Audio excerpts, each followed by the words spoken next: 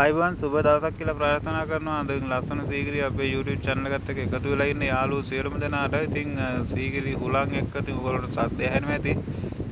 අද අපි ලස්සන තැනකට ඇවිල්ලා තියෙන්නේ මේ සීගිරිය පර්වත මුදුරේ පිහිටලා තියෙන විශාලම පොකුණ ගාව තමයි අද අපි මේ ඉන්නේ.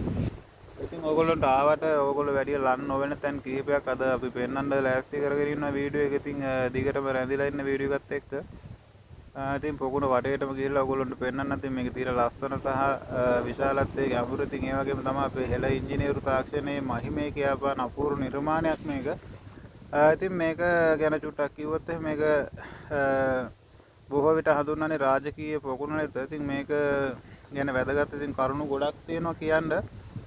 ඉතින් මේක පිහිටීම සහ ප්‍රමාණය පිළිබඳව ඉතින් ඔයගොල්ලන්ට කිව්වොත් මේක ගලමුදුලේ විශාලම පොකුණ ඉතින් මිනිසා විසින් නිර්මාණය කළ ලද පොකුණක් මේක. ඉතින් පර්වතයේ ස්වභාවික පිහිටීම උපයෝගී කරගනිමින් තමයි මේක හරි ගස්සලා තියෙන. ඉතින් ඔයගොල්ලන්ට පේන ඉතින් වටපිටාවේ නටබුන් තියෙන්නේ ගොඩක්. ඉතින් මේ තිබුණු බිල්ඩින් නැත්තරම කඩාගෙන වැටිලා. ඉතින් දැන් ඔය පඩිපෙළ තියෙන ඉතින් ඔයගොල්ලන්ට මම ඔය පඩිපෙළ දිගේ තමයි වීඩියෝ එකේ මුලින්ම උඩට ආවේ. ඔය පඩිපෙළක් වෙනවා ඔයගොල්ලන්ට. දැන් ඉතින් අපි සීගිරියට ආවට ඉතින් ඕක දිගේ යන්නේ නැහැ. ඉතින් යන්න බෑ ඇත්තටම. දැනට එහෙම පහසුකමක් නැහැ. වටෙන් ඇවිදින්න විතරයි පුළුවන්නේ. ඉතින් ඔයගොල්ලන්ට පේනවා ගල දිග බැහැගෙන එන පඩිපෙළකුත් තියෙනවා. ඔය පිළිගිරි ඔයගොල්ලෝ ආපුවොත් දැක ගන්න පුළුවන්. ඉතින් ඒක දිගේ බැහැගෙන ඇවිල්ලා එතන තියෙන පොඩි අත්තිවාරමක් තියෙනවා. ඉතින් ඔය පොකුණට බහින්න වෙන්න ඕනේ තියෙන්න ඇත්තේ. ඔන්න පස් පිරලා තියෙන මේ වෙලාවේ නම් මම වීඩියෝ ගන්න වෙලාවේ ඒ වුණාට උතන ගලක් තියෙන. ඉතින් ඔයගොල්ලන්ට පේනවා ඇති. ඉතින් මේක මේ ගල පර්වතයේ ස්වභාවික පිහිටීම උපයෝගී කරගනිමින් ගල හාරලා තමයි සකස් කරලා තියෙන. ඉතින් මේකේ එක් පැත්තක් ස්වභාවික පර්වතයෙන්ම සමන්විත වන අතර ඉතින් අනිත් පැති කළු ගල් බැඳීමකින් ශක්තිමත් සකස් කරලා තියෙන්නේ. ඉතින් ජල කළමනාකරණය පිළිබඳව කතා කරද්දී මේ අඩි 600ක් වුණ උසයි මේ සීගිරි පර්වතය. ඉතින් මෙවැනි පර්වතයක් මුදුනට ජලය ඉතින් අරගෙන ආපු ඉතින් අදටත් ඉතින් ඉතාමත් විස්මය ජනකයි. ඉතින් කියන්න ඕනේ ඉතින් දැනට වැසි ජලයෙන් තමයි මේක ස්වයං පෝෂිත වෙන්නේ. ඉතින් ගලේ මුදුනේ ඇති සියලුම වැසි ජලය මේ පොකුණට ගලා එන පරිදි කාණු පද්ධති සකස් කරලා තමයි තියෙන්නේ.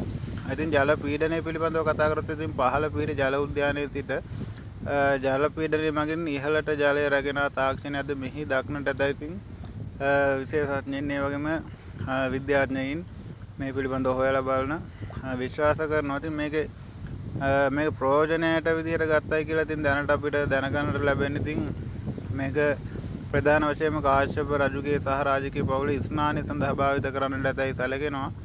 ඉතින් මේකේ වතුර සීතල කිරීම සඳහා මාලිකා සංකීර්ණවට වාතය සිසිල්ව තබා ගැනීමටත් මේ ජල තටාකයේ උපකාරී වෙලා තියෙනවා කියලා තමයි දැනගන්නට ලැබෙන්නේ.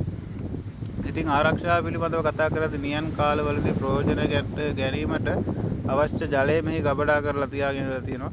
ඉතින් මේකේ ව්‍යුහය ගැන කතා කරද්දී පොකුණට බැසීමට පර්වතයේ තුලින්ම කැපූ පඩිපෙළවල් තියෙනවා. ඉතින් මීට අමතරව පොකුණේ ජලය පිටවීමට සහ පිරිසුදු කිරීමට අවශ්‍ය කාණු පද්ධතිත ඉතාමත් ක්‍රමවත් විදිහට මේකේ හරි ගසලා තියෙනවා.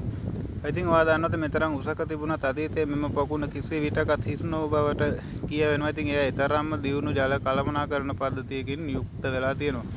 ඉතින් ඔබට සීගිරිය ඇති වෙනත් විශේෂ ස්ථාන සිංහපාදය හෝ කැටපොත්පොර වැනි විශේෂ තැන් පිළිබඳවත් අපි ඉදිරියට තොරතුරු අරගෙන එන්නම්. ඉතින් මේ channel එකත් එක දිගටම රැඳිලා ඉන්න. ඉතින් මම ඔයගොල්ලන්ට දැන් ඔය පෙන්නන්න යන්නේ දැනටත් මේකේ පොකුණට වතුර එන තැනක් තියෙනවා. ඉතින් ඔයගොල්ලන්ට පේනවා ඇති පොඩි කරාමයක් වගේ දැනටම ඔය වැඩ කරන කට්ටිය තමයි පොඩ්ඩක් හදලා තියෙනවා. ඔය විදිහට ඉතින් ඒ වුණාට ඔය විදිහට හැදුවා හෝ නැතා පොකුණට තාමත් මේ පේනවනේ ඔයගොල්ලෝ මේ උදේ තමයි මම වීඩියෝ එක ගන්නෙ. ඒ වුණාට දවල් වෙද්දි පට්ට අවුවක් තියෙන. ඉතින් ඒ අවුව තියුණත් මේක වැස්ස නැති වුණත් මේවට ජලය එනවා. ඉතින් ඔය හතර වටෙන්ම ජලය කාන්දු වෙලා එනවා පොකුණට. ඒ කියන්නේ මේවා ලේසියකට හිඳෙන්නේ නැහැ. ඒ ඉතින් මේ කිසිම තාක්ෂණය දැන් මේකේ තිබුණු තාක්ෂණ ඉතින් ඇත්තටම අනිත් පැත්ත හැරවිලානේ තියෙන්නේ. ඉතින් මේ තියෙන නටබුන් වෙලා ඒවා හරිය විදිහට ක්‍රියාත්මක වෙන්නේ නැහැ. ඉතින් ඒ වුණත් ඔයගොල්ලන්ට පේනවා ඉතින් තාම ජලය පිරලා තියෙන වටින් ඔය දියසීරියා වගේ ගහලා තියෙන. ඉතින් මේකට ජලය තාමත් කාන්දු වෙයි චූටි උල්පත් වගේ වතුර එනවා. ඉතින් ඒ වගේ තාක්ෂණයක් තමයි ඉතින් අපේ ශ්‍රී ලංකාවේ ඉතින් ඔයගොල්ලෝ දන්නවනේ. ඉතින් අපේ ශ්‍රී ලංකාවේ ඉතින් අපිට මේ නැති වෙලා ගිහිලා තියෙන ඉතින් මේ වගේ තාක්ෂණික ක්‍රම.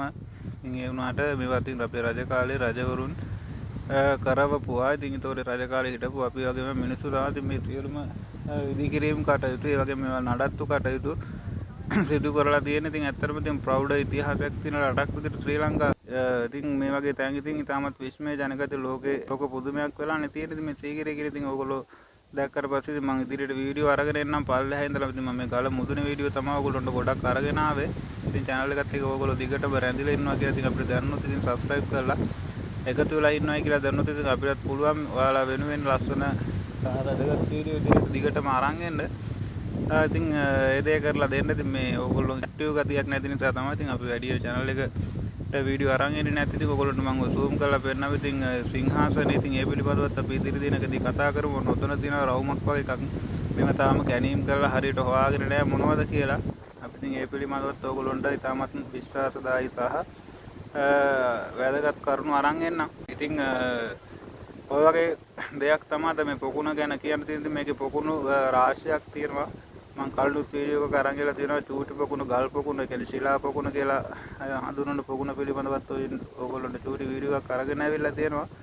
ඉතින් ඒකත් බලන්න. ඉතින් අවශ්‍ය නම් ඉතින් ඔයගොල්ලෝ සීග්‍රේට එන්න කලින් ඉතින් මේ වගේ තැන් වල ඇවිදලා යන්න පුළුවන් ඔයගොල්ලන්ට. ඔයගොල්ලෝ වෙනකොට මම එහෙම යන්නේ නැහැ වැඩි. ඉතින් වටින් ඇවිල්ලා රවුමින් පොකුණු දිහා බලාගෙන මහන්සි වෙලා කොහොම රවුමින් ගෙදර යනවා. ඉතින් එහෙම වෙන්න ඕනේ නැහැ. ඉතින් දවසක් දාගෙන එන්න ඕනේ තැනක් මේක නැතුව පෑන් දෙකකින් ඇවිල්ලා යන්න පුළුවන් ගමනක් නෙවෙයි මේ සීගිරිය උඩට නගිනවා කියන එක.